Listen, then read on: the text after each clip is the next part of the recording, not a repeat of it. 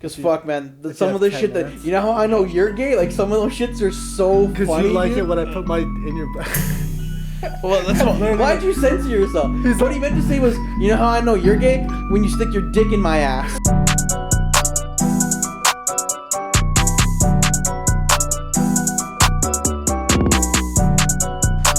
Hello and welcome to another episode of 7 Days Makes 1 Week. I'm Freddie P, back in the place to be.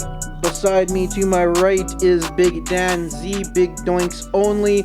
And behind the ones and twos, crossing the T's, dotting the I's. Oh, I said it right that time, I bet. Crossing the I's, dotting the T's. You said it right last week too. I thought, did I? Yeah. Man, fuck. You gotta call me on this shit. Anyway, Zach's over there. We're all here. Zach's here. We haven't done the big clap yet. Are we gonna be alright for the sync? Alright, perfect. Yeah, I didn't even realize that either. Speaking of that clap, there's no, nothing itching bad. or burning sensation happening? No, there's a documentary on Netflix right now, and it's called Minding the Gap, and it's about these three kids growing up. I mean, conveniently enough, one of them's Asian, one of them's black, and one of them's white, but they're all homies that like skateboard together, and all of them had like domestic abuse in their house. And then the Asian kid was the guy that was like filming them growing up. He was the camera guy for the skateboard crew. And then he kind of transitioned into like making a movie or whatever.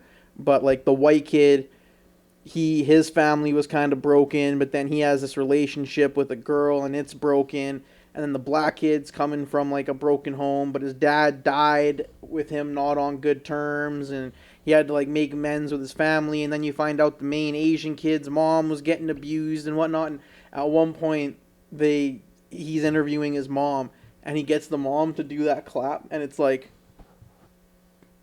and then like he's like, it'll work. I was just like, oh, it just made me think of us getting all of our guests to do that, and it was so funny. But yeah, it was bad. It was actually a pretty emotional movie, though. I don't know if it was 100% real. Like I didn't look into if it was like, because you know some documentaries are. But what the black kid apparently by the end, like they're from some place in Illinois where it's like the highest crime rate in Illinois, one of like the highest unemployment rates in the country. Chirac? It's not Chicago though. No, type in Minding the Gap. But then I don't remember his name, but the black kid actually moved to Colorado. Like the whole time, like the whole second half of the movie, he's like, I'm getting out of here, man. I'm not falling into the trap of this city. He keeps trying to save money, but he keeps getting knocked back. His brother steals his money, but he lives with his brother, so he can't even do anything about it. He's like, what am I going to do? Like, if I fight the guy, he's just going to kick me out. I'll have nowhere to live. Like, what the fuck am I supposed to do? And then eventually... bank account or what? Sorry? Get a bank account? That's what I thought, too. Like, I was thinking, like, why do you have it saved in cash in your house? You could have just gotten a bank account. I thought that, too. But he eventually makes his way out to Colorado, and apparently he became, like, a professional skateboarder. Like, I can't remember the name of the company, but I had, like, vaguely heard of it. It was, like, Etnies or something signed him to some... Like, he started with, like, a local shop, but then yeah, he's... And when was this based? Like, was this happening in the 90s, the early 2000s, or, like, recently, or... Well, he had footage of them growing up, right? Because he, like, was legitimately a homie. But, like, how old... Like, is this guy now in his, like, late 30s, or is this guy just in his prime, like, I would say, like, 25? late 20s. Okay. I would guess late 20s. Rockford, Illinois. Yeah, exactly. And apparently it's just a fucking shithole. Like, is it like no a one suburb going, of Chicago, no one or doing is it, anything like, fast. far away from there? I have no idea. Because, like, I know everything around... The whole area around Chicago is a little rough. Well, even, like, the rapper Freddie Gibbs is from Gary, Indiana, and apparently, like, him and Michael Jackson are the only two things to ever come out of Gary, Indiana. He's like, Gary, Indiana's a fucking hellhole. You said Michael Jackson? Michael Jackson. Well, then that would have been the whole Jackson 5. That's the whole Jackson family. That's Motown, right? That's a huge thing. That's not just, like, Michael Jackson. That was like, a thing long Motown before. And them are different. They were just, I think, signed to Motown. Yeah, but like, they brought, Motown. like, yeah, like, but they, like... Like, they there were was the main other sellers big of people. Motown. Yeah, but, like, that whole genre is, like... Is it close to wouldn't Chicago? be what it was without Jackson 5. Rockford is a city in Winnebago County, Illinois, United States, located in the far northern part of the state on the banks of Rock River. Rockford is the county seat of Winnebago County. A small portion of the city is located in Ogle County. So I'm pretty sure Chicago's central Illinois, and this is the northern part. So that's cool. It's probably... I'm not sure 100%. But yeah, no, it'll be in a different part of the state. And, like, apparently Freddie Gibbs raps about it a bunch. Apparently there's, like, Love that guy. what is it? There's like relatively strict gun laws. Not in Chicago, because everyone can get a gun in Chicago, but there's something about Gary and where it's located that, like, one of the main things is, like, running guns from Chicago to over there, or some shit like that. It's, like, the main thing that people do because guns are so accessible or whatever. Nice. Are you going to come to Freddie Gibbs with us, or what? I'm not sure when that is, but April 7th, I think. Not this Friday, but next Friday? I'll be in New Brunswick. Oh, shit. I'm leaving on this Saturday, and I'll be back on next Saturday. Oh, shit. Just to go see the old G parents. Oh, shit. Look at you, a world traveler. New Brunswick is very nice, but I wouldn't call it world traveling. Why not? It's another part of the world. It's true. I haven't been there in like 13 years or seen it. And if you think about it, if this was Europe, you'd cross like fucking All of Europe. 67 countries to get there. I'd be in Dagestan fighting Khabib. If I Straight up, yeah. You're leaving England and you're showing up in Moscow. Like, what the fuck? It's crazy how big some countries are. That's the cool thing about Europe is I have a very good friend there named, well, I won't say her name, but she's very cool. And she is a graphic designer and she travels a lot as part of her job. And once you're in the EU, flying from, and I'm sure you can relate to this, flying from place to place is like 70 pounds. It's like getting a bus ticket. Not even a bus ticket. It's cheap. It's It like, could be, yeah, there's some are fucking €7 flights. Yes. You can literally fly And you just from have two to- countries over Flights for can be €7. cheaper than the plane or the trains. Yeah, Yeah. €7 is not even, that's $10 Canadian. Like, for $10 you fly 2 countries away. Like, that's retarded. So like, if we ever make it big, we should get some money together and just fly into some place in Europe and then just film and go from place to place. yeah, if you don't care where you're going, you can find the best flight deal that Let's day. get the you money and I'll wherever. go. Yeah, no problem. Sick. I've never been outside of, I guess now South America, but I've never been outside of the Americas. So I've been to Europe twice and then Mexico twice. Where'd you go in Europe? I went on 2 school trips, once in the 10th grade and once in the 12th grade. In the 10th, That's 6 school trips. Yeah, the 10th grade I went to Italy, Germany, Switzerland, Austria, France. And what was your favorite? Which one did you bash your head in on? The first or the second? First. First. Paris. I never told you this story. Nico never told you this story. No, I need to hear it though. If Oh, you're cool with man. it. If you're cool with it. Oh yeah, no. Everyone's heard this fucking story. Oh, okay. And then the second one, I went on a Greek cruise, the islands of Greece and Turkey. So 10th grade. There's probably like 13 people on the trip or whatever. It's like the second last night. We're heading back to Canada the next day. We're in Paris. We go to the Eiffel Tower.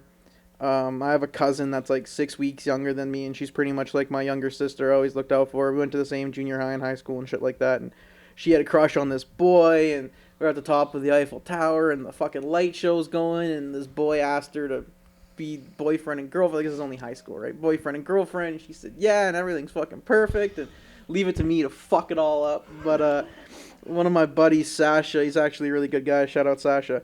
He comes up to me, and we, like, I'm not going to say that, like, I was drunk or anything like that, but I had, like, a beer or two in me. I had, like, enough of a buzz where, like, saying, like, yeah, man, let's do it was, like, the perfect vibe.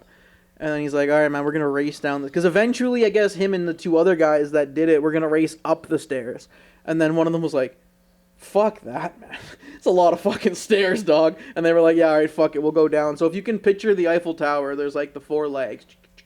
There would be stairs on those individually. And then where the 4 legs become the actual tower, there's a massive platform.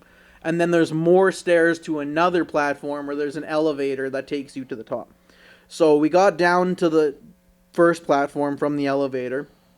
And then, yeah, everyone's like, let's fucking race. So I was like, bet. And I think Dan knows this probably a little bit more about me than you do. But I'm a very competitive person. It's not that I like winning, it's I've that picked I up on that. actually despise losing. Like, when I was younger, it was almost uncomfortable how much I did not like losing. All my friends would, like, we'd get spanked at open gym in basketball, like, fucking 11-2. I'd be like, run it back. My friends would be like, dog. One of those was a fluke, and the other one they let us score. Like, are you fucking kidding me? I'd be like, run it back. We'd get smashed like 11. I'd be like, it was just so hard for me to accept losses my whole life. It's terrible. But anyway, so I'm in like 3rd out of 4th place of the running. The guy that asked out my cousin, he was a lifeguard. His name was Nathan. He was behind us. And then Sasha and this guy named Tyler were in front of us. And it's just winding staircases. And I was losing, so I started like jumping stairs. And then, yeah, man, next thing I know, I was looking up, and they're all like, "Bro, are you okay?" And I'm like, "Yeah, I think so." And they're like, "Dude," like I go to get up, and they're like, "Bro, stay down." And I'm like, "Down? The fuck you mean down?" I look around, I'm sitting on like laying on the ground. I'm like, "What the fuck?" So yeah, apparently I like pretty much ran, sprinted, and jumped into a metal beam that is holding up the Eiffel Tower. Got completely knocked unconscious, fell back. The guy behind me yelled to the two guys in front of me. It's funny because my friend Sash will still bust my balls. He's like, "Bro, I was gonna win that race, man. Like, fuck you. I was winning." I was like, "Sorry, dude." Bunch of people in this story have asked me. They're like, "So who ended up winning the race?" I'm like, "Oh, like technically it was a three-way draw because it was like two people holding me up and we all walked across." And the beam one probably, right? Yeah, I guess the beam. How did it look undefeated. after? Did you dent it at least? I didn't. Oh fuck! I don't know. Just Undefeated till jet fuel Clearly hits not. it. And then apparently, according to them, there was like a basketball-sized puddle of blood before I even got up. I had long hair at the time, and I remember the next day, like so much of my hair was just like crusty with blood. I was wearing a Philadelphia Eagles Terrell Owens football jersey, a white T-shirt, and a wife beater. All three of those had blood on them. My blue jeans had blood on them. I had a pair of white G-Unit sneakers. They had blood Okay. on them. I'll put those in the pod. The guy that was the lifeguard, Nathan, we'd been in Europe for like 11 or 13 days, and this is the last day. He rips off his sock and presses it to my head. There's no fucking way that sock was clean. Whatever Not you a gotta fucking do. Chads. So he presses it to my head. Apparently, it like instantly becomes red. He presses his other sock to my head. This part's actually kind of fucking wild. You've clearly European. You've never been to Europe. So when you, I don't know. I'm assuming it's the same because I assume, like things like this don't really tend to change. But there'll be ethnic minority people selling knockoff shit, and how they'll always do it is they'll have a bed sheet on the ground, and they'll have everything laid out on the bed sheet. Because it's kind of like the brown paper bag for drinking. Everybody knows what's in the brown paper bag, but as long as we don't see what's in the brown paper bag, it's okay. So they'll have a homie on the corner. As soon as the cops turn the corner, they'll give them the whistle. They'll all pick up the corners of their fucking thing and fling it over their shoulders, standing there like Santa Claus. Clearly, the cops know what's going on. It's full of a bunch of fake Louis Vuitton wallets or whatever. But as long as we don't see it, we're good. So then the cops keep walking. Apparently one of those guys, one of the street merchant dudes, came up to my homie, who's now holding two socks completely doused in my blood, and was like, "Here," and just held out his hand. So my buddy was like, "All right," and just handed him socks completely drenched in my blood. And I was like, "Sick. Thanks, dog. I could be framed for a murder right now. I appreciate you." Or cloned, one of the two. And then we went to a little like kiosk thing. Someone went and got my cousin, so she came. She was all tripping. My teacher, her name is Miss Keo. I think I've actually brought her up on this podcast before. She's like a little monotone lady. She was the shit, though. And like years later, I ran into her after high school, like 5 years from like behind, like 10 years after high school. And she literally told me, like, "You were my favorite. Like, I fucked with you about," she didn't say fuck with you, but you know what I mean. Like, you were yeah, whatever. She ends up taking me to the hospital with my cousin. We take an ambulance. We go to a Paris hospital. We're sitting in the waiting room. And, like, this part of the story, people are like, yeah, no, like, they don't really believe it. But, like, my cousin was there, man. And, like, my cousin's, like, a very square, straight shooter. Like, she wouldn't lie just for the sake of my dumbass story. But there was a kid in the fucking waiting room about my age. And he had, like, what appeared to be a broken arm. And this kid was just sitting there fucking mean mugging me, man. Like, so I'm standing there with like a fucking paper towel on my head or whatever, trying to just relax. And this kid's just fucking staring at me. And my cousin's name is Margaret. She puts together that me and this kid are just like fucking glaring at each other. And she calls me Freddy. And she's like, "Freddy, chill." I'm like, "Nah, fuck that." Like, she's like, "Fred, you have like a fucking 2-inch gash in the middle of your fucking forehead. Like, relax." I was like, she laughs about this too. She says, "I looked at him, looked at her, looked at him, looked back at her and said, he's got a broken arm. I'll be all right." Like, if we're getting into a fight, I mean, a gash on my head. Yeah, he's got a broken arm. Like, I'll be all right. And then they called my name and I went in, and no one really spoke English in this fucking hospital except one guy. and it took them like they had to like hunt this guy down. And I remember thinking like I don't even need like fluent English. Like we just need the basics here. Just do the hand motion. Stitch the Oh, head. see, we get there. We get there. So eventually, this guy who like vaguely speaks English comes in and he checks me out and he does a light. Sees if I have a concussion.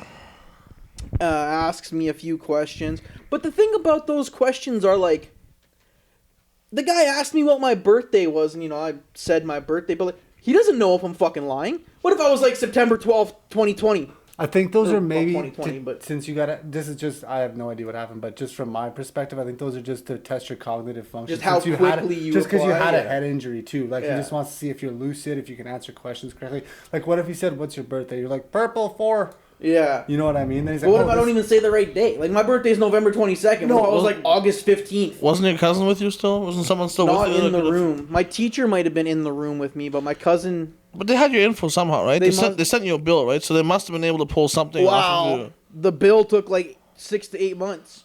Yeah, because they give you a grace period. They're not fucking. Whoa. They're not like the Americans. Not really. We'll get to that. No, I know about that. So the doctor looks me over, blah, blah, blah, blah, blah. And he tells me that I'm going to need surgery. And I was like, what did you just say? And he laughs and he's like, oh no, sorry, not surgery, I mean, stitches. And I'm like, oh my god, dude, like, you just went from 0 to 100, bro. Stitches to surgery for a fucking head wound. I'm like, you're fucking with my emotions now. And then all of a sudden he brings out this big, like, white thing. And I'm like, I had never got... That might be the only time I've gotten stitches. I guess I got stitches from my wisdom teeth, but that's, like, the only time I've had, like, external stitches.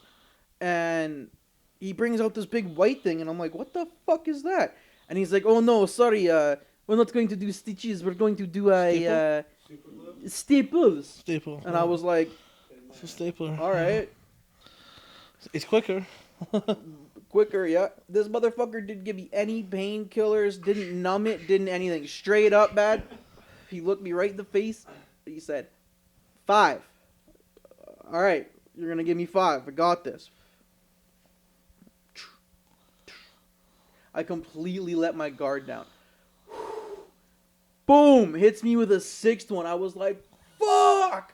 My cousin who's in the waiting room was like, yeah, we heard you. Like, say fuck in the waiting room. I was like, damn, well, fuck, man.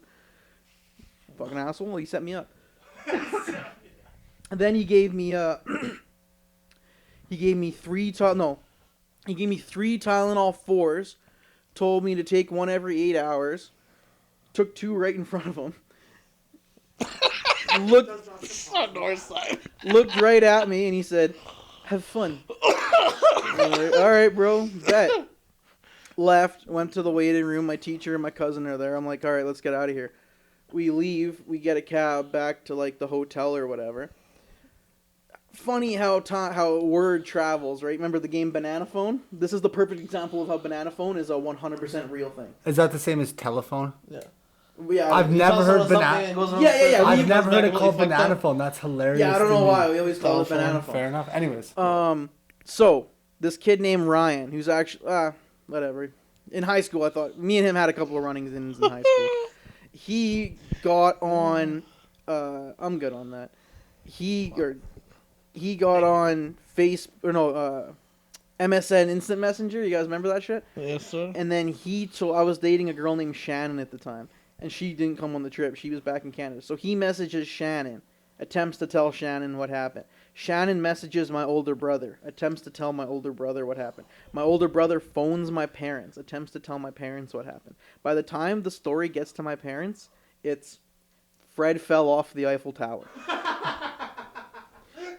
My mom and dad still, when this story comes up at like family functions and shit, because like, I was a little bit of a wild kid. Like, if there was like you can't jump off the top of the park, I'd be like, bet.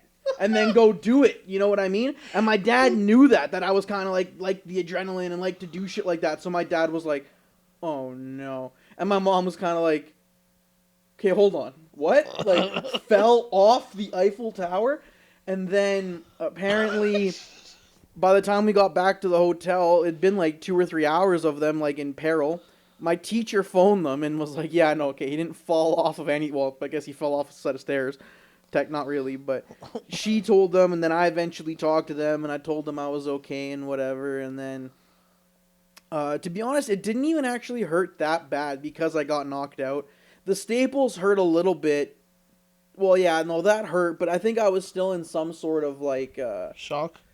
and I think my body had just been through so much that like the full pain receptors didn't It's still adrenaline in your fire, system and you know what I shit, mean? yeah. Because the next morning we were going to the airport, and I remember I just felt so beat up.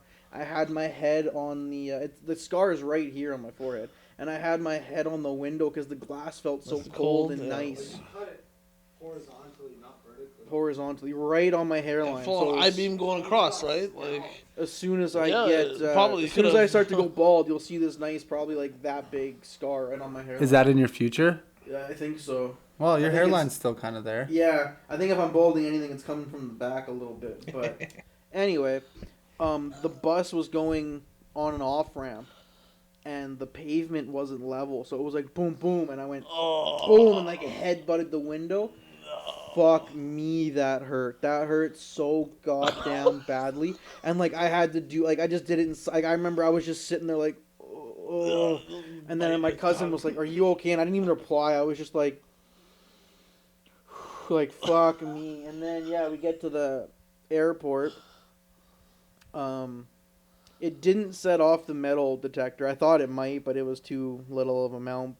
it's aluminum too. It's not like Mm. it's not like it's not steel and stuff like that. It's fucking. I had tiny disposable cameras, and I took a picture before I went to the the hospital. I got somebody to take a picture. When I got back from the hospital, I took a picture. I was so fucked up in the morning, I left it in the hotel.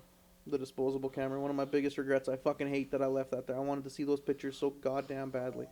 So goddamn badly. Get back to Canada. Honestly, like, this is a stupid part of the story, but like a week later, I was back at school. And to be honest, it might even have been like a couple days later. There was a bunch of kids outside playing soccer, and I was like, fuck it, man, I'm going to go play. And my, like, very close mentor slash basketball coach slash friend at this point, Mr. Cruzy, he also knows I'm an idiot. So he was watching us from his office, and a ball went up in the air, man. Someone crossed the ball in, and, like, I'm just that guy, man. Like, I don't think. I was just like, fuck it. Jumped up and just fucking boom! Did this massive header. The ball didn't even go in. And I was just like, oh, fuck, I shouldn't have done that. Like, that kind of hurt. Instantly, I look over at the door. Here he comes right out the front door. Fred, get the fuck off the field. I was like, God damn it.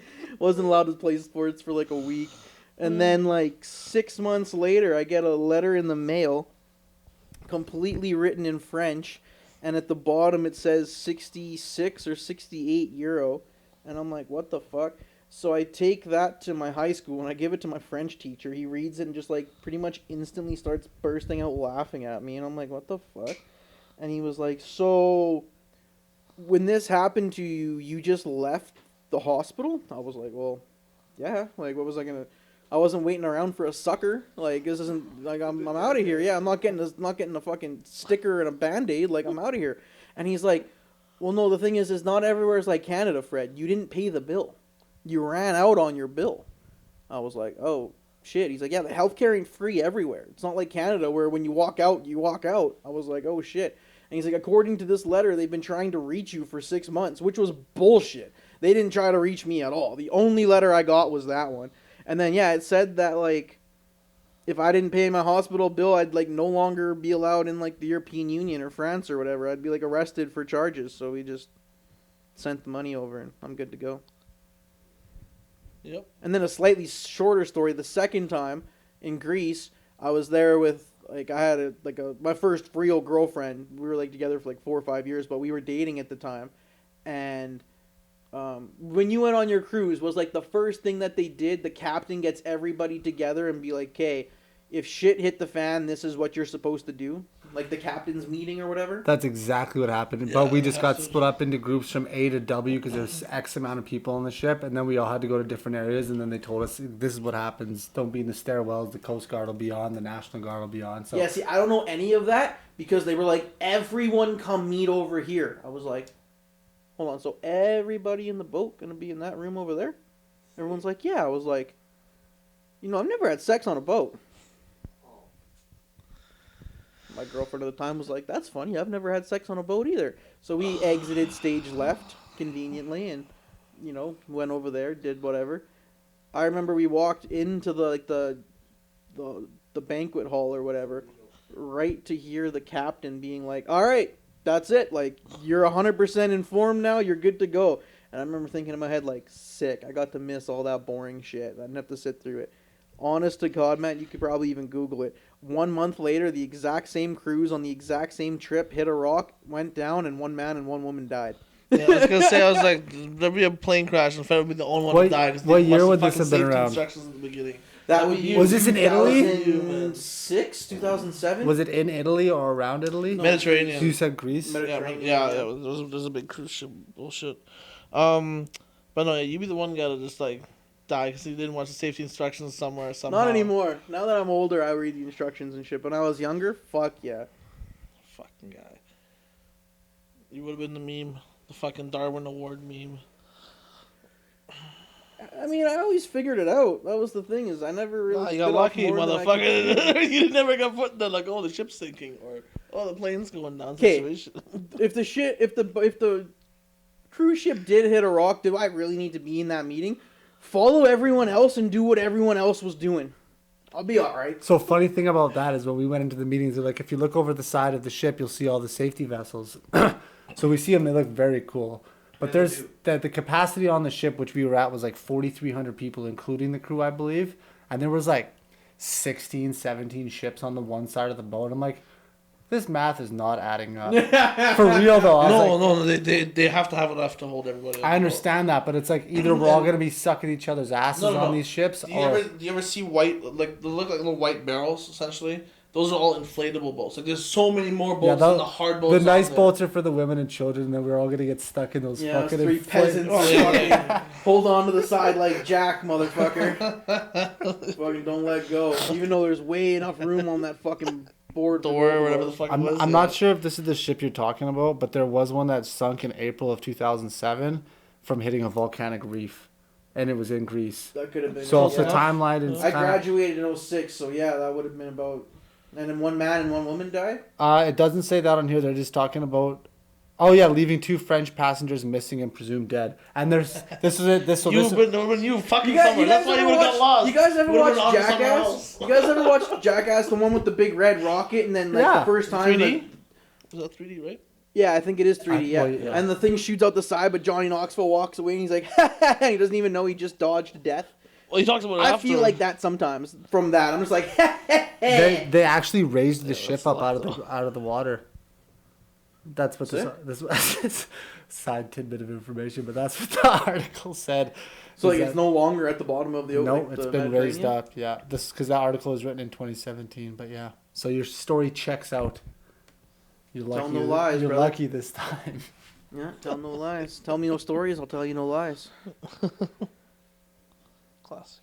But yeah, so after you won't be able to see it from there, but I'll show you the scar after. But yeah, then I heard some jokes about that for a while. You guys have any other cool scars? To be honest, that's like my only real scar. I have a scar on my elbow from I was playing soccer one day, and it wasn't even intentional. I elbowed the fuck out of this guy in the face, though. I did intentionally. Well, I did intentionally throw an elbow, but I didn't try to get him in the face. I was trying to get him in the chest, but he kind of leaned back, and I went boom, and I got him right in the fucking tooth. And he was like one of my friends, and like it wasn't even a real soccer game. It was just like a pickup game. But the guy was just being a dick. And then I remember instantly feeling bad, and he went like this, and his tooth was wiggling, and I was like, oh shit. And there was a little bit of blood, and then his buddy that was there, I was like, yo man, sorry about things. Like, it's okay, bro. He loves that shit. I was like, fuck, all right, dude. So yeah, I have a little scar on my elbow. Eastern European? Yeah, he's from Poland. Oh yeah. Long before like my girlfriend, like just also coincidentally. That's nothing. Poland. But. I'm sure he gets way worse injuries at the soccer hooligan fight. That's what I'm saying. Yeah, like his bro was like, don't worry, bro. We love that shit. And you don't have any scars? Fuck no, I got nothing. I mean, I wiped out plenty when I was a kid, but I don't have any like visible scars from like getting fucked up. The only thing I have is like burn marks. I got a good shark bite right here, and then I have a couple surgery you got struck marks. by a Yeah. motherfucker. No, I broke my femur and it came out of my No, skin. I and know, shit, I yeah. know. That's like still. I That's mean, wild. this one will go away, but I do have a little tiny scar on my hand from when I pulled my fender back after hitting that deer, but that one won't last. Oh yeah, that's a good one. You need Nico here. Nico's got a scar better than all of our scars. I remember that story. He told it on the podcast. He told it on the podcast, I yeah. got caught. Sliced his nutsack open, yeah. Didn't he also bust his leg He once? busted his leg Yeah. and And then walked home or something? walked home. Yeah, he was in Abbotsford or something. He moved to BC for a bit with his mom, and he was at a skate park, and he did a trick, and he broke his leg. Rip. Yeah, and he still skates. Like, he has skated after that. That's always one thing I commend. Someone said this to me at a job one day, or no. To be honest, now that I think about it, I think it might have been Steve-O saying it or somebody like that. But they were saying if you have a job to do, one of the best people to hire is someone you know who's passionate about skateboarding, because the values instilled in skateboarding is like resiliency. You're going to fall down and you got to get up and try that motherfucker 50, 70, 100, 300 fucking... And you're gonna get hurt. It's not like you're just gonna fall and There's be no, alright. there's a You're punishment, gonna get hurt. and like- you're gonna keep fucking. You know it's there, and you still are like, nah, this is gonna suck, but I want to achieve this and goal. all for nothing. Like for realistically nothing. When you do it as out of fun, you have Exactly. zero gain other than your own like. You and your happiness. buddies might make a sick tape that you and a couple extended friends might be like, yeah, that was cool. You might get like a couple hundred YouTube. Pretty much us doing this podcast, but you're gonna get hurt when you fucking keep falling over. You know what I mean? And then We could incorporate that. Just kidding. every time you stumble, you get punched in the fucking face. We'll just give him like the controls for like shock collars. And we'll just have to Yeah. sit here every time we fuck Taser. up. Cattle prod wars. And then the other thing is, even though it's a solo event, like, no one can help you in skateboarding. You're out there doing it by yourself.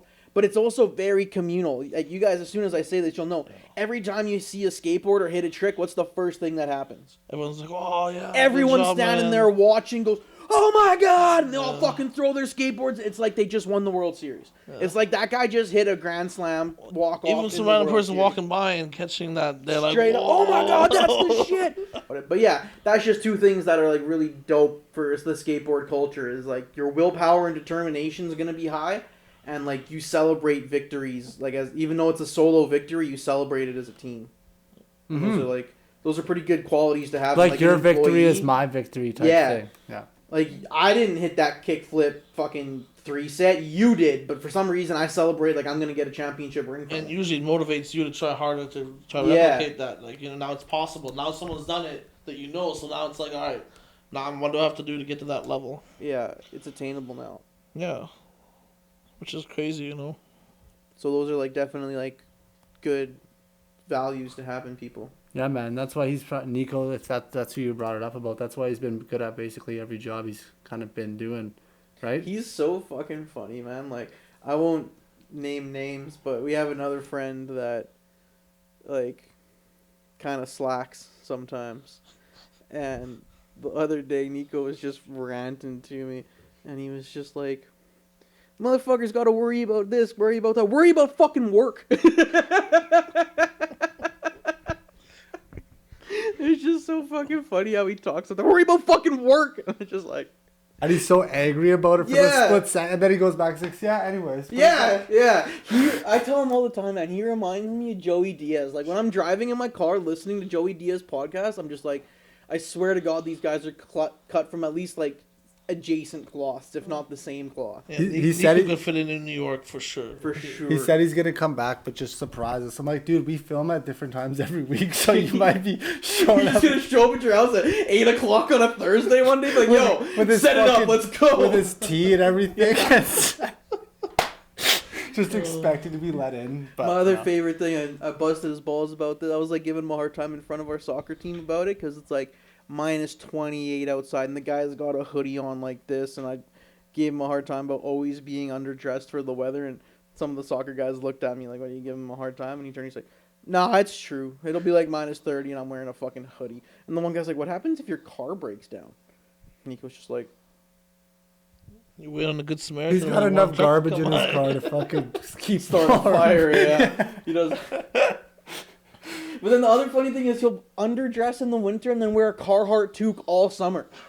I'm like, what the? We'll go to an FC Edmonton game. It'll be 30 outside. He's wearing a fucking toque. I'm like, what the fuck?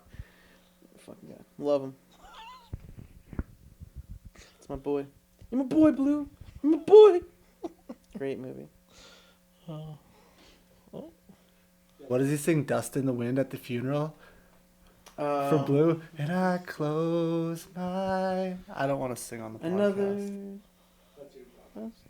Is that how it goes? I don't know the words to the song. I can't. Yeah, I think so. It's a no. It's a great movie. Fuck. Honestly, Old School and Wedding Crashers like came out like pretty close to each other or whatever. Those two movies, like The Meatloaf. I never know what she's doing back there. those two movies aren't like underrated, but at the same time are kind of underrated. Like, does that make sense? Like, they did get a lot of hype and everyone loves them, but at the same time, it's like these are like classics. What do you? Okay, good question. What do you think is one of the most like underrated comedy movies that you like that other people don't typically like, or that other people don't typically know about? I don't know. I like the early Seth Rogen stuff, like the Knocked Up and all that good stuff. Knocked like, Up, Super Bad. Yeah, like that's Super Bad is classic. just get the whole group, man. Just writes incredible fucking shit and like. What about I Love You, Man? You remember that one? I Love You, Of course. Man is No great. one Paul ever. Rudd, a lot of Paul Rudd movies. Dude, like but that are that's the fucking forgotten great. movie. It's not on basically any streaming services. No one really talks about it, and that movie's hysterical. Bro, Yeah, come I on, Love You, Rush. Man is good. Yeah, dude. And then that one part where they're playing, Slapping the the dude bass. comes up and Slap with a bass. the dude comes up and smashes the garage door. He's like, "Shut the fuck up!" But they're just jamming. What's the Slap it a what's bit. the other guy's name? Paul Rudd and Jason Segel. yeah, Jason Segel. Makes From He's For- funny too. I Forgetting like him. Sarah Marshall. Yeah. Fucking no, man. That's some good shit. Forgetting Sarah Marshall's a good one. There's a movie called, and I don't. There's two movies that I'm gonna mention here. One of them I think is just nostalgia because I went and saw it with my mom when I was a little kid, but it was called Frequency, and it's about a firefighter that discovers a radio in his dad's stuff, and somehow he finds out that him and his dad can speak in the We talked future about in the this. past. Yeah, we've talked Yeah. about this on the pod before.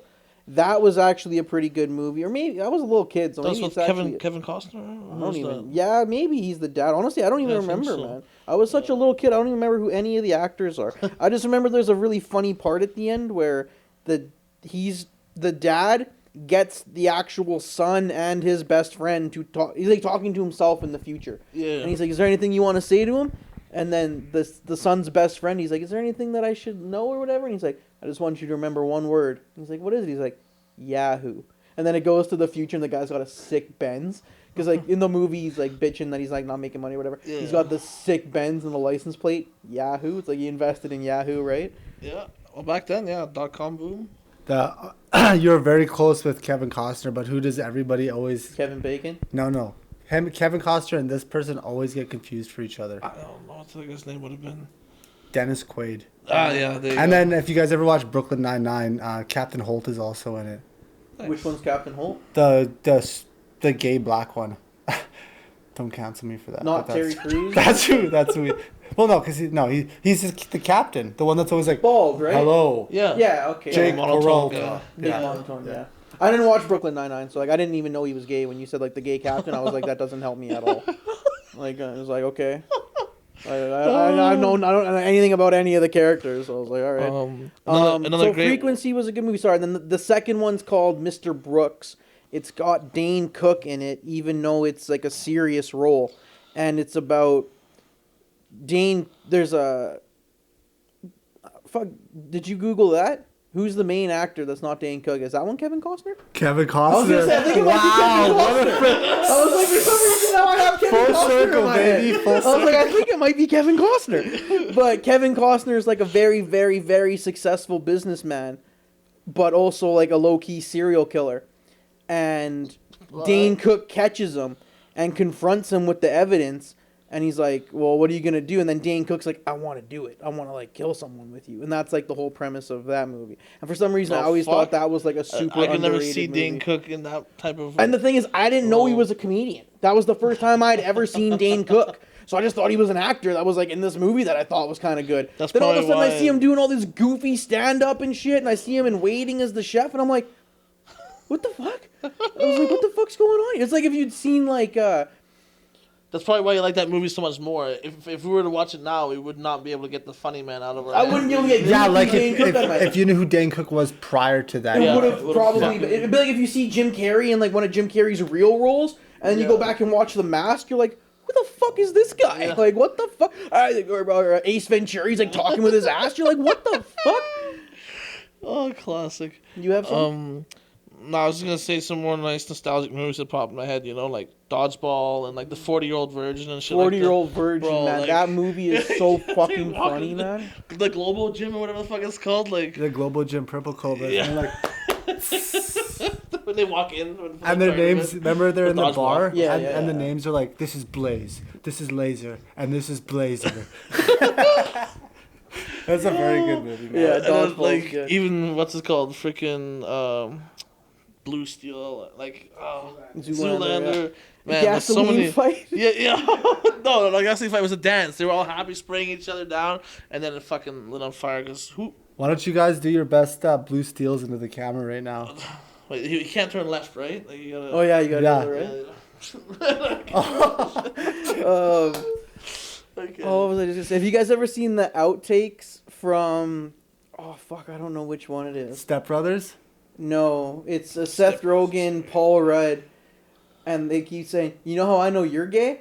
And the guys, 40-Year-Old Virgin. that's 40-Year-Old Virgin, Yeah. yeah. I thought so. And then there's like a couple other bloopers where they just let the actors go.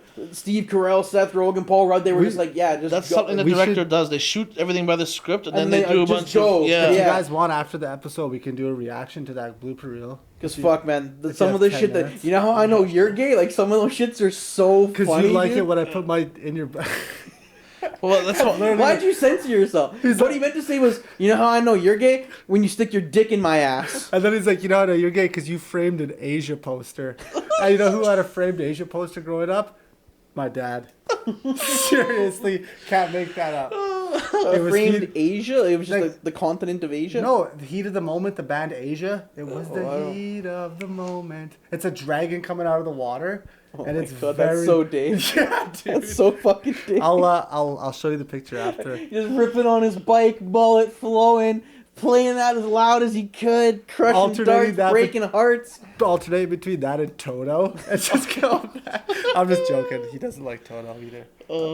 Still though, your stepdad's audio ability that should never cease to amaze me, man. That motherfucker's an audio genius. So if he likes a band, it's probably they're probably a good fucking band. That's what we need to do one day. We need to just have like a weekend where we just watch a bunch of like nostalgic fucking like cult classic movies, even just like Clerks or Clerks 2 and shit like that. Yeah, that shit. No, Like, man. well, there's so many classics like that we haven't seen forever. It'll be a nice little throwback. Oh, okay. Sorry, your audio just dropped. My a couple bad. I other don't know why. effort. Sorry, continue. The other day I tried to get Asha to watch Snatch, but she wasn't feeling it. But fuck, I love that movie. Yeah. It's a tight spot. You could fit a jumbo fucking jet there, Tyrone. Fucking, you could fit a jumbo fucking jet there, Tyrone. Do you like Degs? It was from a funny angle. When you reverse, things come at you from behind. Just like so many of like the simple lines are just like the best the lines. in delivery, movies. delivery and the accent, and with the pauses and shit, it just gets Yeah. you. When like I didn't know when I first watched that movie that Bullet Tooth Tony was a fucking former soccer player. I didn't even know that. I didn't even know what's the guy's name? I'm blanking on it. Fuck, I know who you mean. Fuck, man. Big bad guy. Ferguson? No. Fuck, man. What's his name? I'm just trying to fill dead space for Zach to look it up. Yeah. Fuck. Vinnie Jones. Yeah, there That's you go. his name. So Vinnie Jones was like a hard man soccer player, played in like the Premier League and shit. Then he just became an actor, and I didn't even know that when I watched Vinny Snap. is Vinny Jones. Yeah, Vinnie Jones. He's just fucking with me because I got it right before He's you. good shit. That guy's good shit though. He's hilarious. Yeah, he is good shit. When He's also the leader of the Manchester like football fan club on Euro In Trip, Euro right? Trip, Yeah. yeah. That's a great role. You know, like that's so classic. Yeah, Fucking Vinny Jones. when the two black robber dudes and him are sitting there together, and he's like, I'm gonna butcher it, but he's like, well, I think your big balls just became little mincy balls, cause on the corner of your gun it says duplicate, and then the cat like oh my god, the director, oh my god, oh my god, oh my god, Quentin, oh my no, god. no, no, Quentin, fuck. Oh, Guy Guy Ritchie, Ritchie, yeah. there we go. Guy Ritchie's so good with his directing, it goes and it pans down the gun, duplicate, and he goes, and on the edge of my gun it says Glock. Desert Eagle .50 Desert Eagle 50 cal, and they're like it's like, oh, you guys just evaporated into little mincy faggot balls. He says something like that, and it's just like, fuck, man. I love that fucking movie. I watched a little YouTube clip. It's like 5 things you didn't know about Snatch or whatever. Brad Pitt was like with Jennifer Aniston at the time or whatever, and they were at some party that they got invited to from Madonna, and Brad Pitt just started talking to Guy Ritchie at the party. Like, they didn't even like really know each other. They knew they were both in Hollywood, blah blah blah. And Guy Ritchie's like, yeah, man, I'm making this movie called Snatch, and he started breaking down the whole story, and Brad Pitt's like, dog, I gotta, like, what can I do to get in this fucking movie? And then, like, in the YouTube thing, it cut to Guy Ritchie doing an interview, and he's like, when Brad Pitt tells you he wants to be in your movie, you figure it the fuck out. He's like, so I rewrote the whole movie and made him a script. He's like, that Gypsy storyline wasn't even in it. The whole movie didn't have any of that. But if Brad Pitt wants to be in your movie, you figure it the fuck out. Yeah, that's when Brad Pitt was still hella He cool, was man. like, that's when peak he was Brad like, Pitt, yeah, like when that's when he was down to get kidnapped by Jackass for the Jackass movie. You know, like that's ultimate. Like those are the times, you know. It says here in the movie that Brad Pitt's language was purposely vague so that no one, not even the cast, could understand him. He couldn't pull off a London accent, so Ritchie decided to have him speak pikey, which means that no one could understand him at all. Of course, native English and Irish speakers had something to say about it, along with a good laugh. Yeah, that's So the he thing. was Is that just- culture will take it with a laugh. Yeah. I think I've said the story on the podcast, but I don't. Have you ever heard the story about him and Gwyneth Paltrow and Harvey Weinstein? No. Yo, I don't believe so. Brad Pitt.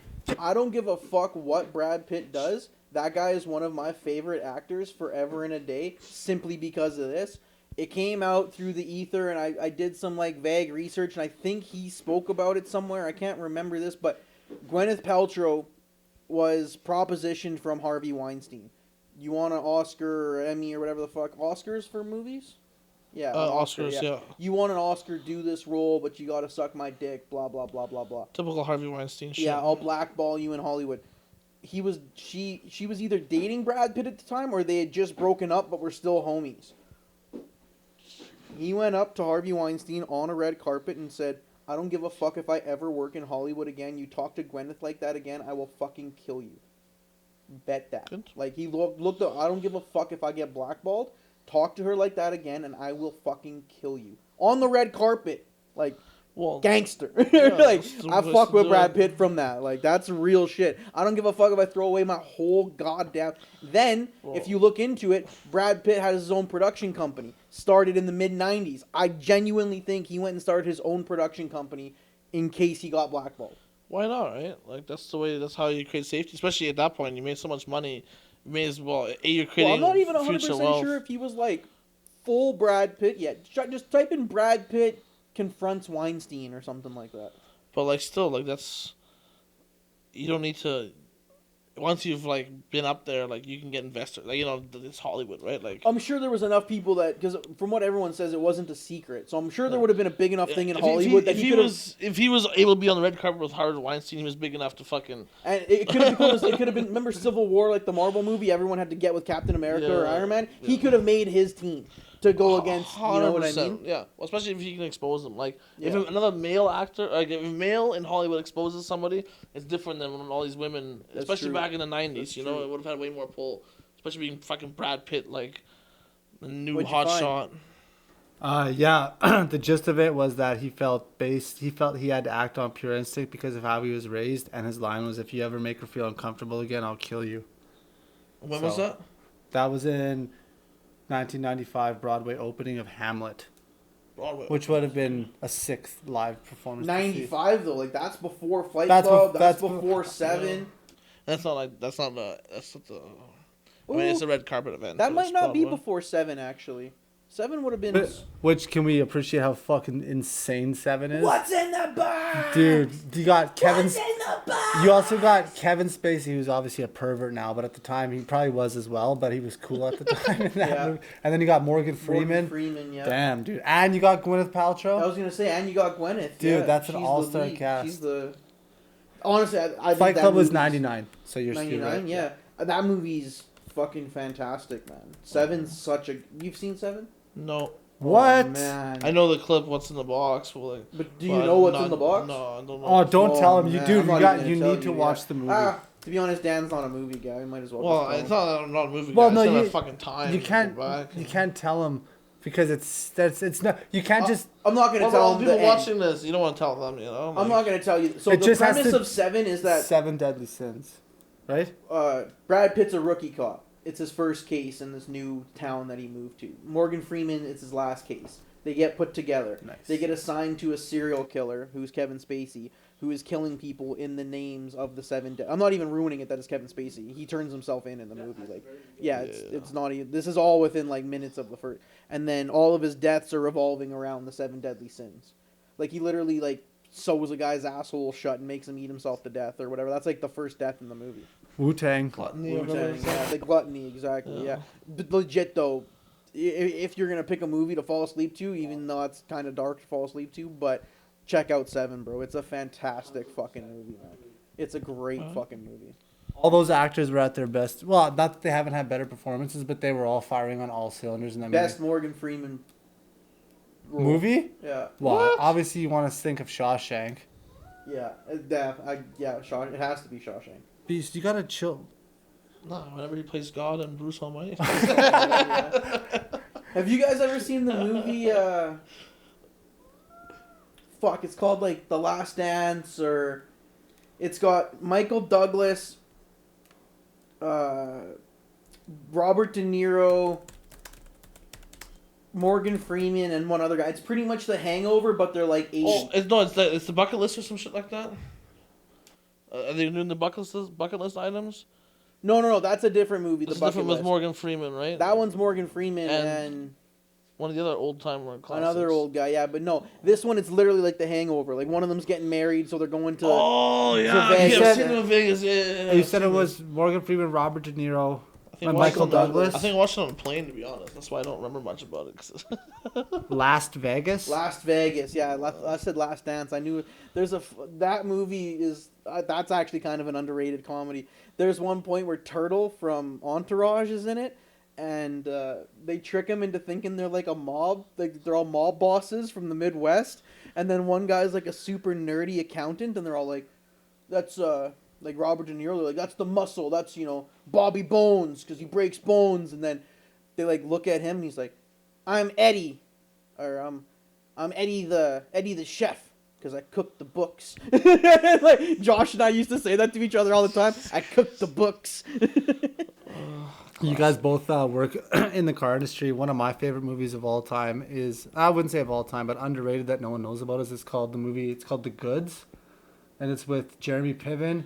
I've seen that. It's where they're traveling car salesmen and they just go put on car sales at different dealerships, and it's a comedy and it's hysterical. And they have a DJ, right? Yeah, DJ, no request. No one tells No, I don't take requests. I said no requests. He Oh gets all no, mad. his name's DJ Request, and He it's, doesn't take requests. it's the dude from The Office, the Daryl. manager. Yeah, Daryl. Yeah. oh, Craig Robinson. Craig Robinson. And yeah. then Ken Jeong is in it. There's that old dude that always plays. He's like the Vietnam War vet in there. And he keeps having PTSD flashbacks. Yeah, I've seen that movie. That movie's so good and no one knows about man, it. the East Indian guy from 40 Year Old Virgin is so fucking funny, man. One who's like, "Hey, Dharma and Greg, back to work." No, he's like, what does he say? He's like, my blade will not return to my sheath until it is Oh, still that fluid. guy. That guy. I forgot about that guy.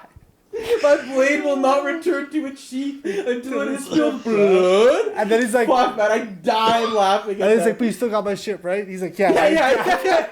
I got you, baby, I got you. They're all homies at the end. I cannot return the blade to my sheath Until there's no blood. And, Do you this remember? is the fucking Brooklyn accent. Brooklyn, motherfucker, I'm from Brooklyn. Holy Do you remember? fuck, Do you remember Kevin Hart's rolling that? Yeah. You were all y'all getting clapped, and he's like, "Aim high, Willis, aim high." Because it's like girl caught him cheating or some No, shit. it's he wanted the warranty on the price of the house, and he's Yeah. like, "I know you want yourself a, but I'm not a." And he's like, "Oh, someone's wearing that tie." Yeah. And by the way, I'm not saying it and bleeping it out. I'm just not saying it in general. Yeah. Yeah. It's fuck. That's classic. What about role models?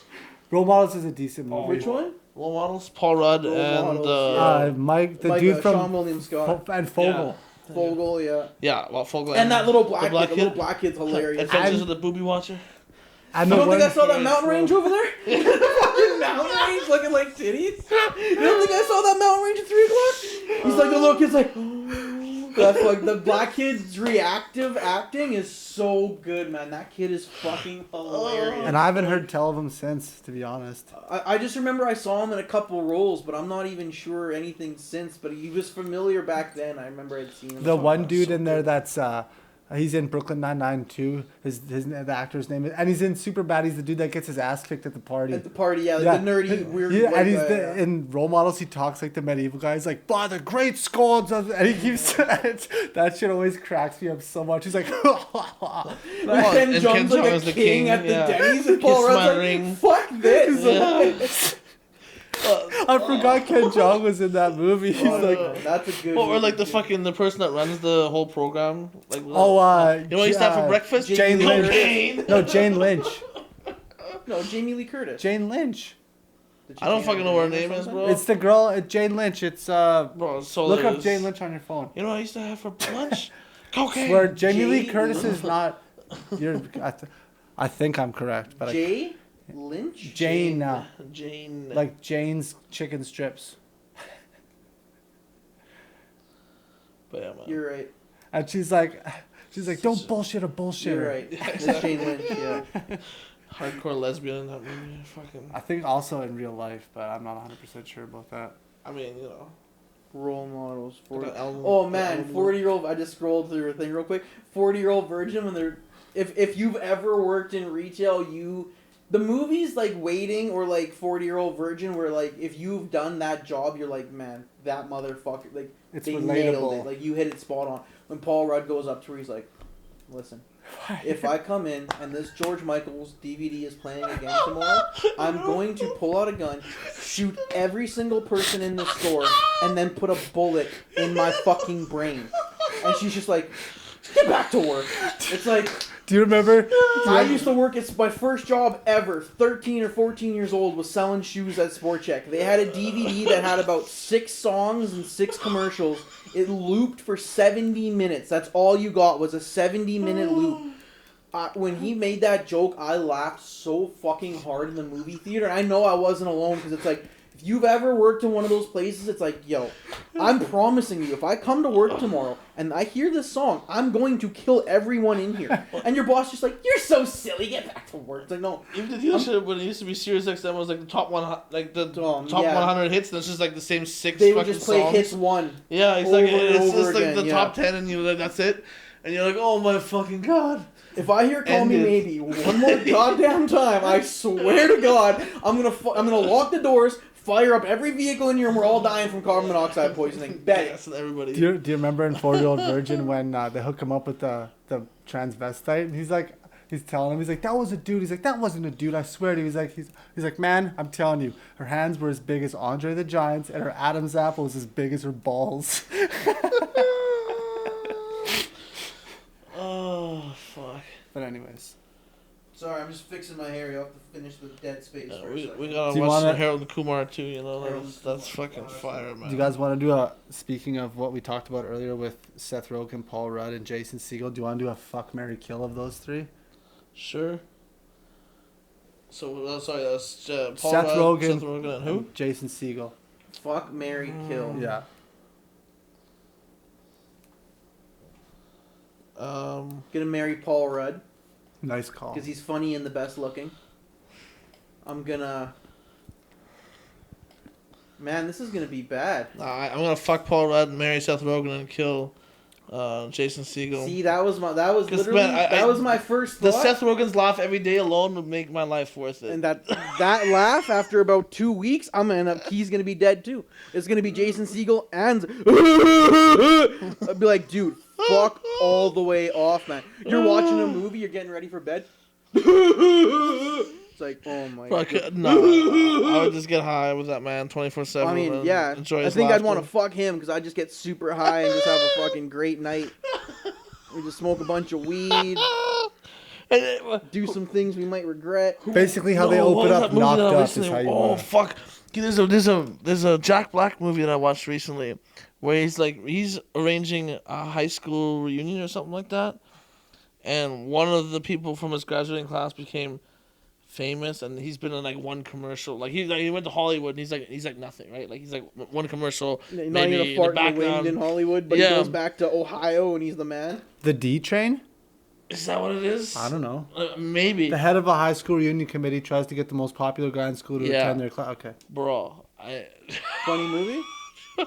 Yeah, it's got. The It's, plot twist in there, like, yeah, I'm not gonna root it for you. You should watch it if you like Jack Black and you like Jack Black comedy. You I should don't watch mind it Jack just for Black. the fuck of it. You'll think your girlfriend will like it too. It had me in stitches. I did not expect it to be the way it was. So Have you guys ever seen that one movie that's super famous for the plot twist that you don't see coming at all? What the fuck is it called? Once Upon. Oh fuck me, man. Oh man, I can't. it's a comedy or what? It starts as like a little family comedy, and then the family goes to like a bar, and then it's like a bunch of lizard people. Oh my god! Is that man. Finding Nemo? what conspiracy nightmares are you having? With Hold lizard on, man. people? You guys talk for a minute here. Let me figure this out. Lizard people. I don't know. I'm gonna try to find it too.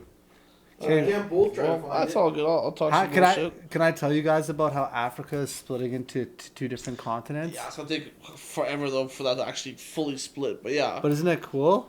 it was always doing that, bro. What do you think an earthquake is? But here, now man? it's more. The Rocky Mountains are still constantly technically growing. I've just been looking at the photos since yesterday, and the photos are pretty wild. It's like kind of out of science fiction. There's Yeah. actual like geological rifts Yeah, based you- because the tectonic plates are moving. I thought it was. Yeah, It's called Once Upon a You Time good? in Mexico. Okay.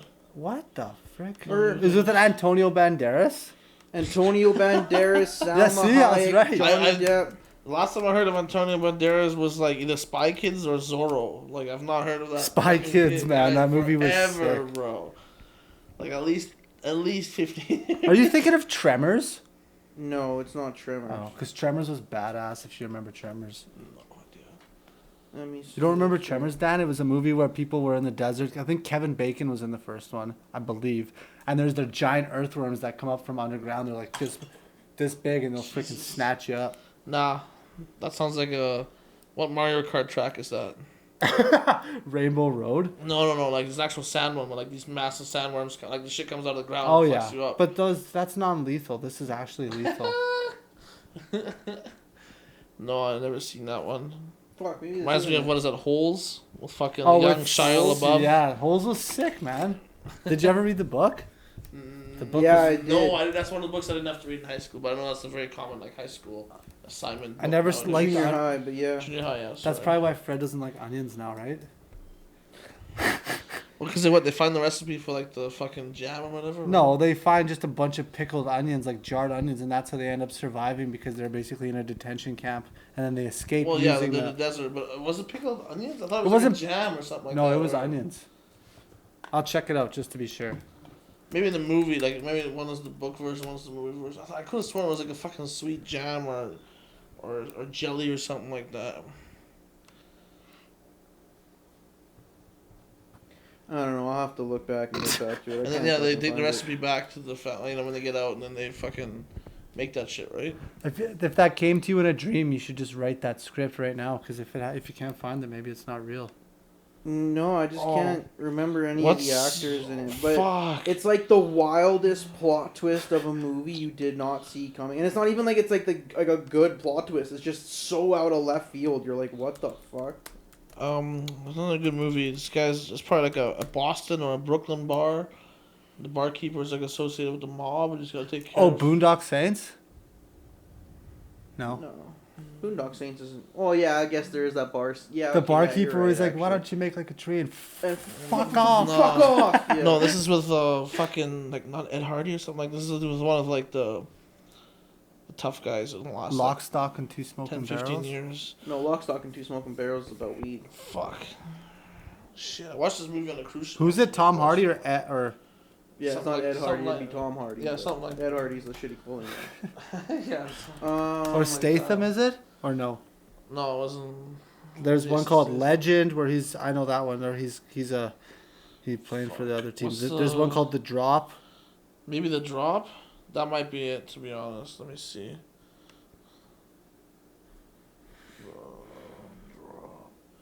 Robbery gone awry, entwined in an investigation that dips deep into the neighborhood's past where friends, families, and foes all work together to make. No.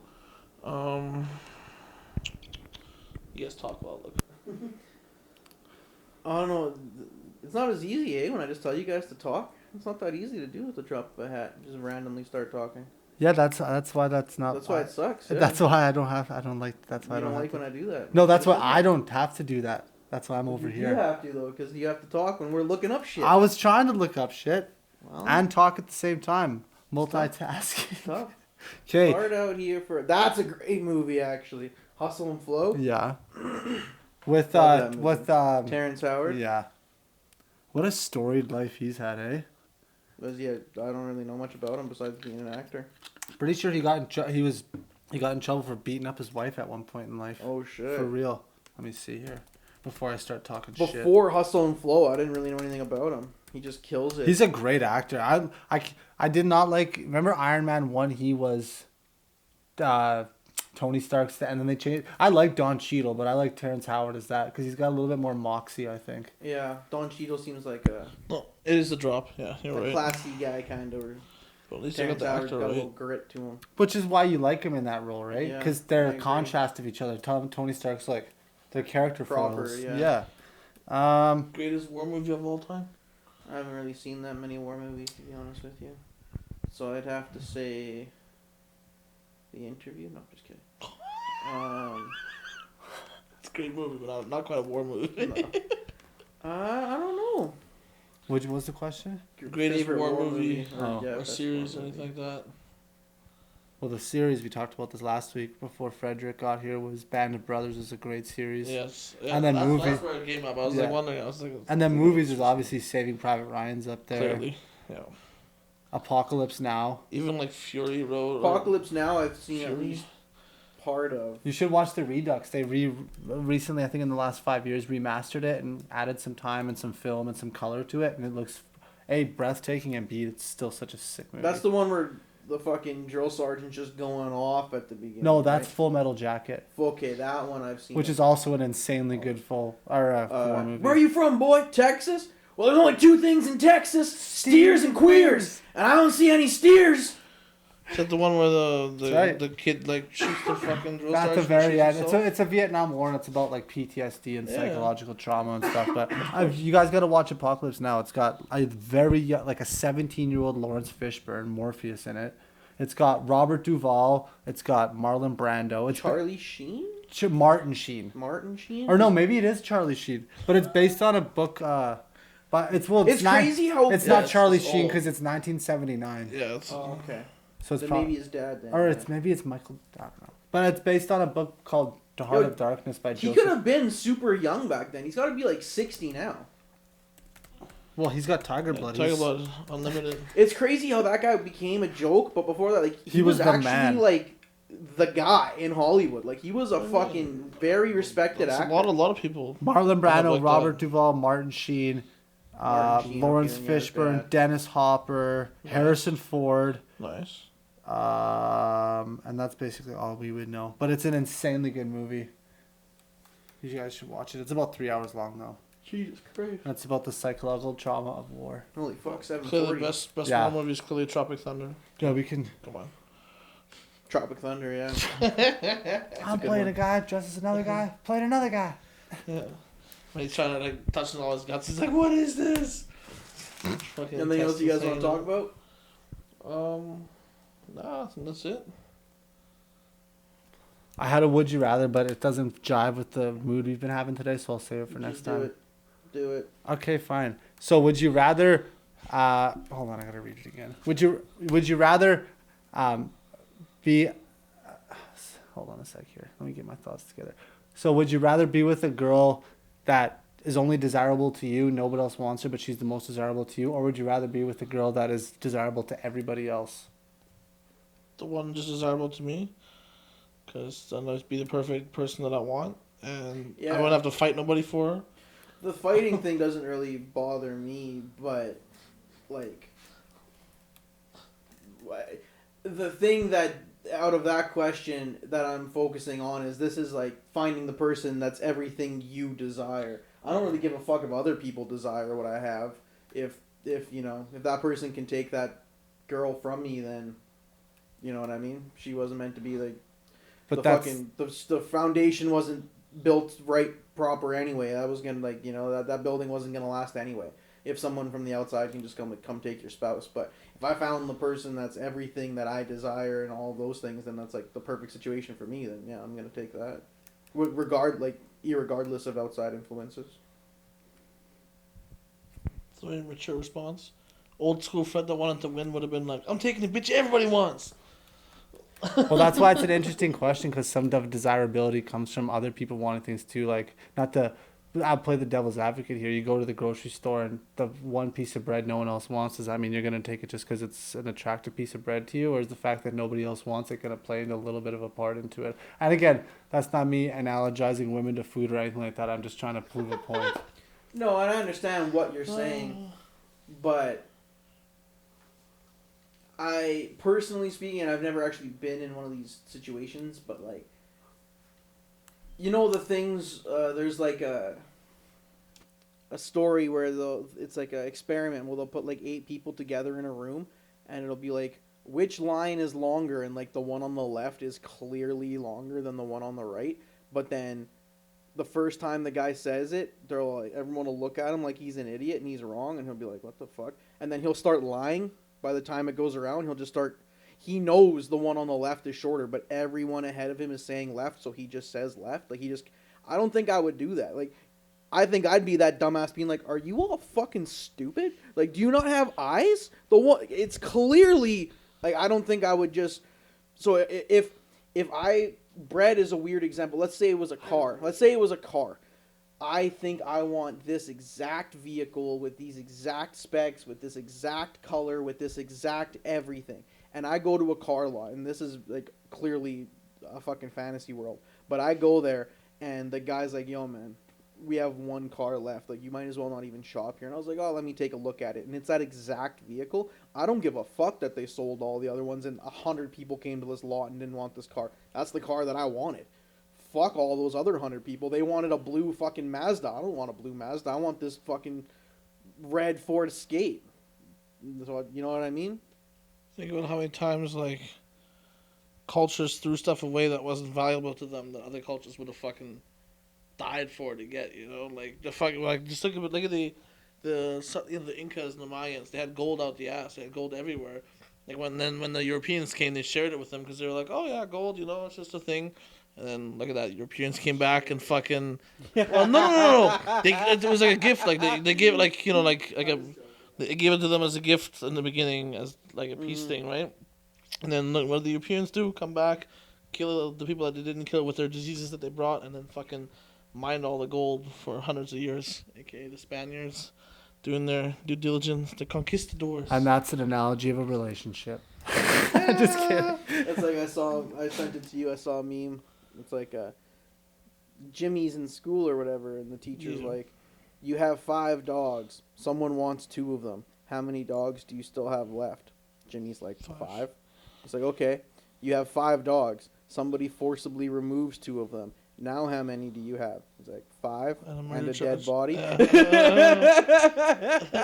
I was like, facts. Yeah, nobody fucking with my dogs. Right? Fuck Be a that. dead fucking body. Yeah. I can't remember who I was telling this story to, but there was a guy that's like, oh, it was someone at my work. There was a dude who lives 2 doors down from me, and one time I let Kobe out without the leash, and then I let him to go out to go pee or poop or whatever. I don't leash him, but he usually goes out there, and then it takes me like a minute to put on my coat and my jacket, and then I go out there. So he's usually like 20 or 30 feet away, and the guy was just standing there, and right as I came outside, he was talking to someone in his suite, and he's like, oh, there's a little French bulldog out here. And then, like, jokingly, of course, he's like, we could get some money for this. And he didn't see me standing there. And I was like, bro, you're going to end up dead for that. And he turned and he looked at me. I was like, I will literally end your life. And he was like, what the fuck? And, like, I kind of said it jokingly because I could see the joke in his voice, but with, like, an undertone of, like, I will end your life. Yeah, you touch my dog, I will fucking kill you, dude. And then he was like, yeah, no, I was just kidding. I was like, yeah. And then I think he was waiting for, like, a me too. And I was like, yeah. Anyway, man, have a good one. And I just like walked away, and yeah, now I've walked past a couple times. He just looks over at me and doesn't say anything. I was a good person today. Quick last story. My fucking fire alarm goes off in my building today. I'm like, oh shit. And my fire alarm did go off like a year ago, and it was an actual fire. But this time the fire alarm goes off, and I was the first person outside, and there was people working. Pussy. Well, because I didn't think it was real. You know what I mean? I was like, I'm going to go see if this is even a real fucking He's like thing. pushing all the old people out the way. He's like, I No, gotta get there was out no of one here. even in the hallways. Sure. So I get out there, and I go outside, and there was two company vans. And they were like, yeah, man, we were in the mechanical room. We set it off. That's our bad. And I'm like, he's like, there's no fire. I'm like, oh, okay, cool. So I go back inside, and I'm telling everybody as they come out, like, go inside, blah, blah, blah, blah, blah. There's this guy that I just knew through, like, the Edmonton hip-hop world. His name's Jay. He just happens to live in my building, and I ran into him, like, a year ago, and we just say hi or whatever. Everything's done. It's been, like, 15 minutes. Pretty much everyone's back inside. This guy comes outside with his kid and his fucking cat, and he's, like, panicked. I'm like, what's up, bro? He's like, I was like, dude, it's all good. It was a false alarm. He's like, fuck, man. And I noticed he's got, like, steel toes on his shit. I'm like, dude, are you good? He's like, bro, like, it's spring break. His kid, like, I'm bad with it. His kid's the exact, just looking at it, it's the exact age where you're just allowed to stay home alone. You know what I mean? Like, it's not irresponsible. I don't know the kid, but, like, he seemed like a responsible kid. Like, but at this, exactly. But also at that age where, like, you don't really know what to do if shit hits the fan. You know what I mean? So he phoned his dad at work. Dad, the fire alarm's going off. Like, what do I do? But then he kind of started to worry, getting the cat, blah, blah, blah. So when his dad went to phone him back, he didn't answer. Well, if you're the dad at work, fuck, that game over, bro. He's like, dog, I didn't even stop at red lights. He's like, I slowed down, whoop, whoop, going. He's like, if a cop pulled me over, I would have told him that exact story and been like, dude, give me all the fines you want. Hit those sirens, let's go. Like, we'll figure this shit out later. So I looked at the kid, I was like, yo, man, like, this is my suite number. Between my girlfriend and I, one of us is almost always home. You ever need anything, don't even hesitate. Just come by my suite, blah, blah, blah. Then I was just, like, curious. I was like, fuck, man, the fire truck isn't here yet. And it's been, like, fucking 15 minutes. I'm like, if this place was actually on fire, like, we'd be fucking flames golfing. Then I go to, like, the lobby, and there's a woman in a wheelchair there. And I'm like, oh, shit. Because she was still confused. She just got to the lobby, and I'm like, it took you 15 minutes to get ready and get down here. So I asked her, I said, do you live alone? And she misheard me, and she thought I said, do you have a phone? And she said, yeah, I have a phone. And she pulled it out, and I said, no. Do you live alone? And then I think she kind of felt, like, uncomfortable answering that to me, which I didn't think of it at the time, but that is, like, a very weird question to ask somebody. But I was like, hey, I'm just not going to say my suite number, but I told her my suite number. I was like, hey, I live in this suite over there. Pretty much the same thing between my girlfriend and I. One of us is almost always home. It doesn't have to be an emergency like this. Even if you just need anything, let me know. But if there's ever something like this, do not hesitate. You phone me. I'll get my dog and my girlfriend outside, and I'll run back in to help you do whatever you got to do. Because, like, man, fuck that, man. Like, I'm not... people, like, I said this to someone, like, oh, fucking feeling good about yourself. And I was like, Not really, man. Like, it's not. I didn't do that to try and like get brownie points or like feel good about myself. Just being a good human. I just think like, man, imagine that was your loved one, and like I'm a able-bodied, healthy dude. Like, there's no reason why I shouldn't be offering a little kid or a person in a wheelchair help. You know what I mean? Yeah. And just it would just like imagine you had a family and it's like, oh no, there was a fire in her building. Did anyone even Try to check on her? Like, did anyone even know? It's partly their responsibility. Like, does any of her neighbors know that? Like, I didn't know that we had anybody in a wheelchair. You know, and I understand that you don't want to feel like a burden. Like, they don't want. They probably have like a guilty conscience a little bit where they don't want to phone you and be like, "Hey, if anything happens, can you kind of come help me?" You know what I mean? But for like, sure, but like, I mean, shit, you should be able to ask your neighbor just to like make sure that you at least get out of your fucking apartment. That I don't burn to death. Get me into the hallway, and then I can do my own thing. Well, I know my other neighbor on the other side. He has a dog, and I didn't think about it till after. But like, I'm gonna go in the next couple days and just knock on, cause like I see him outside. Like, we don't really know each other. We'll say hi or whatever. I'm gonna go and be like, dude, the fire alarm went off. Blah blah blah. I'm just letting you know, man. Like, if that was real, like, I'm shattering your patio door to get your dog out. Like, I'm not asking you for a key to your apartment, clearly, but like, Yeah. I'm just letting you know, like, if you're out, and vice versa. If something happens and I'm not home, break that fucking patio lickety split and Kick see the if my door fucking down, dog put a- is in put a there. hole in the Yeah. wall, whatever you need to do. Whatever to you make the gotta dog- do, yeah. Yeah. But I think I'm gonna go tell him that, because like, that's weird, man. When you're at work and something happens like that at home, like, Yeah. yeah, Well, very vulnerable. Yeah, especially because it's a multi-living unit, right? It doesn't need to be a fuck up within your own property or on your behalf, right? The Someone else fire can that fuck up happened was and- at the complete other side of the building. Like, you've been to my spot. Yeah. It's the literally the opposite side, all the way at the end. And there was a fire, and there was some fire damage to their suite and the suite above it, but they got it under. It didn't. Yeah, it wasn't bad. It was just replace some shit. It wasn't like structural damage, you know? No. Yeah, Yeah. which is key. The fire department may have not come because either the company called in right away or like the building manager could have called her in right away saying it's a false. Because The otherwise, building you have to manager pay for knew. that, you know, right? So like, Because one of They can the save it, though. residents was outside phoning the business manager, being like, "Is this real?" And then the business manager was like, how am I supposed to fucking? I "Is ain't there there. smoke coming?" Like, Yeah. I didn't hear, but like I can only assume. They were like, "I don't fucking know, dude. I'm in Calgary right now. I don't fucking know. You tell me."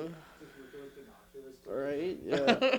The office is like downtown. I live in like down near St. Albert. It's like, I don't fucking know, bro. Like, Yeah, people are stupid like that. the one guy made me laugh, man. I could tell he looked like he'd just woken up, and I told him, and he was just like, he's like, "Well, I guess that's good." And then like there was another dude standing there, and like jokingly, he's like, "I guess," and he's like, "Well, fuck, man. I was just waking up. Like, I got to go out of town for work. I was kind of hoping I could phone them and be like, hey, man, there's a fire in my building. I can't make it." I looked at him. I was like, I mean, you still they're not gonna call your bluff, right? That's been another episode of 7 Days Makes 1 Week. It's been your boy Dan. Oh, you're not gonna rate, review, subscribe? I mean, I thought it was gonna be like it's been your boy Dan, it's your boy Fred. Oh, it's been your boy Fred. Make sure like, rate, subscribe, comment, share, ask us questions, send us suggestions, and yeah, see you next week.